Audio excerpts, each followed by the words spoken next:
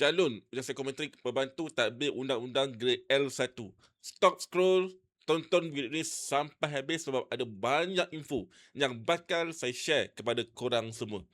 Okey, first kali saya nak tanya, adakah anda ingat SPA panggil anda untuk datang ke ujian psikometrik pembantu tadbir undang-undang grade L1 ni sebab anda tahu tentang undang-undang? Sorry to say, no.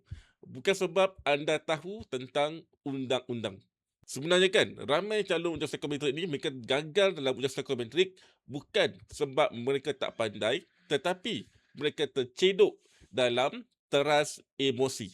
Kalau anda jawab ikut perasaan, memang confirm status anda dapat adalah tidak melepasi tahap tapisan ataupun tidak berada dalam kelompok tertinggi.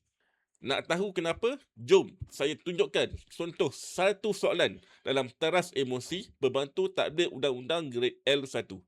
Saya akan merasa terhina jika orang awam meninggikan suara kepada saya di kaunter. Saya ulang, saya akan merasa terhina jika orang awam meninggikan suara kepada saya di kaunter. Apa jawapan anda? Adakah setuju ataupun sangat setuju? Okey, logically of course kita akan rasa terhina kalau orang maki kita kan. Human nature, betul tak?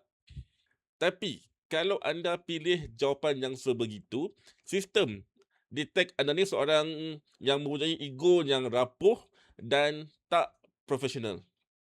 Jawapan yang terbaik untuk soalan tadi adalah sangat tidak setuju ataupun STS.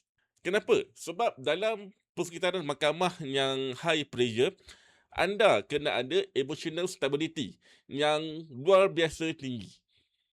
Anda kena faham, marah orang awam ni bukan sebab anda, tapi sebab keadaan dia. So, kalau benda ini pun anda tak dapat nak kontrol, bagaimana anda nak kontrol situasi dalam mahkamah nanti? Sebab tu, anda kena menjawab dengan berstrategi, bukan jawab secara membabi buta. Sebab tu, untuk membantu anda buat persiapan exam yang lebih baik, saya ada sedia satu e-book khas ujian psikometrik pembantu tadbir undang-undang grade L1 di mana dalam e-book ini mengandungi penerangan lengkap tentang jawatan, penerangan lengkap tentang teras dan yang paling penting ada 100 contoh soalan ujian psikometrik pembantu tadbir undang-undang grade L1 yang fokus kepada 3 teras yang penting untuk ujian ini iaitu emosi, komunikasi dan kerjasama. Dan selain daripada itu, kita hanya bukan bagi soalan saja. Kita bagi penerangan lengkap. Kenapa jawapan dia A? Kenapa jawapan dia C? Dan kenapa bukan D? Kalau anda faham logik ni, anda akan hadapi ujian psikometrik dengan lebih tenang.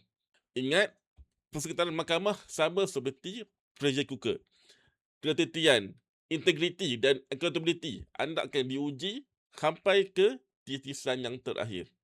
So, kalau anda nak hadapi ujian psikometrik dengan lebih tenang, dengan lebih faham dan lebih nampak bagaimana soalan emosi, bagaimana soalan komunikasi dan bagaimana soalan kerjasama, klik link di bio sekarang untuk dapatkan rujukan ujian psikometrik pembantu tadbir undang-undang grade L1.